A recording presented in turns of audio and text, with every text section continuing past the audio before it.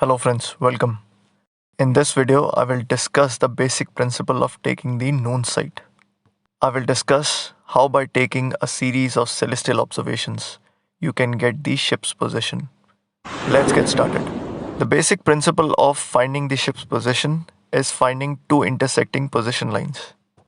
To calculate the first position line, I will use the method long by crone, that is usually done in the morning, and then to calculate the second position line, I will use the meridian passage method. Using long by crone, I get the observed longitude. And using the meridian passage method, I will get a latitude. Thus getting two position lines which are intersecting each other at almost right angle, giving me a great fix. So let's see how that will be done. So in the morning when third officer comes, he already knows the dr lat and dr long. And then what he would do is, after the sun has risen, he will try to immediately take one sight and calculate the observed longitude using the method long by crone. And also he will calculate the azimuth, which will be almost east-west line. The azimuth is drawn from the point where the dr lat is intersecting the observed longitude. And then the observer will draw the PL, and PL will be 90 degree to the azimuth line. So this is how the PL would look like. The angle it has made with the observed longitude is exaggerated. In reality, it will be almost north-south. So let's say it's 359.5 and 179.5. And this is my first position line, which is drawn through the intersection point of observed longitude and dr lat. Then the ship will continue to follow its normal run. Let's say ship in this example is going southwest, and I've drawn this course which is going southwest.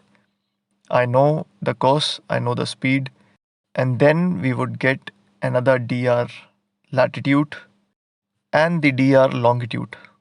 And then it would be time. At the time of meridian passage of sun, I will take another observation, use the sextant, and find out my latitude.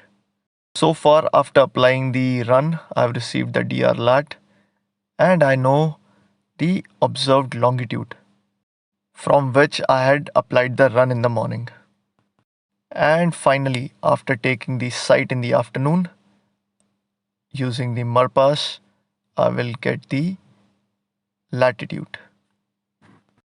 Now, because the sight was taken at the time of meridian passage, the position line will perfectly coincide with this latitude.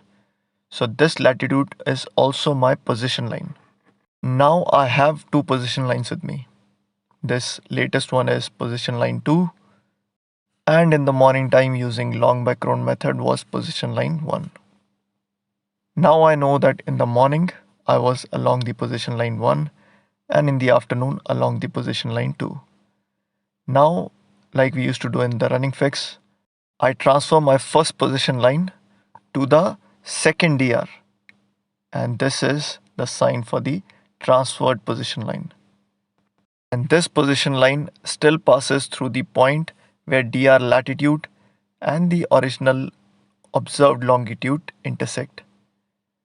And now where the two position lines are finally intersecting, which is this position, this will be my ship's actual position or the celestial fix. The key point and mostly the mistake people make is they use the observed longitude as a position line and transfer it in the position, and instead use the point of intersection between observed longitude and the latitude observed as their fix. But instead, the line which is 90 degree to the azimuth is actually the position line. And if I reverse the course from the fix that I've received, I will find out what was my position in the morning. So this was my position in the morning when I had taken my first observation on this position line. And as you can see, this position is away from the observed longitude and not intersecting with that. This method is very similar to the running fix method that we used to do in the terrestrial navigation. Only thing we have to remember is in terrestrial navigation, the bearing you take is the position line. And in celestial observations, the azimuth that you take, the position line is 90° to that. So again, I got the first position line using the long by Cron method. I transferred it to the second position line where I got the observed latitude using the Marpas method. And in the Marpas method, the position line was exactly coinciding with the latitude. Thus, there is no separate position line in case of the Marpas method. So always remember, you have to find a point where the PLs are intersecting, and that is your fix. And this is the mistake which people mostly make during the orals. So this is the principle of taking the site. For those of you who are interested in learning about the latitude by marine altitude method, so here is a refresher. An observer takes the sextant altitude, applies various corrections, index error, dip, total correction, and finds out the true altitude. And once you subtract 90° from the true altitude, you receive the mean zenith distance. On the other table, you already know the LMT Marpas, you apply longitude correction, and you receive the GMT Marpas. Once you have the GMT Marpas, you get your declination. And then the difference between mean zenith distance and declination is your latitude. Or it could be the sum of mean zenith distance and declination depending on the signs. And the position line, as I've discussed earlier, it's always east-west. And here is a refresher for calculating the azimuth. You know the GMT when the site is being taken. You calculate GHA, you calculate LHA and declination. Then either from the nautical tables using the ABC, you can calculate the azimuth, or using the scientific calculator, you can use these formulas to calculate A, B and C, and you can still calculate the azimuth. The rules for LHA are given here. You can just pause the video and go through them if you like. And here is a refresher for the long by Cron method.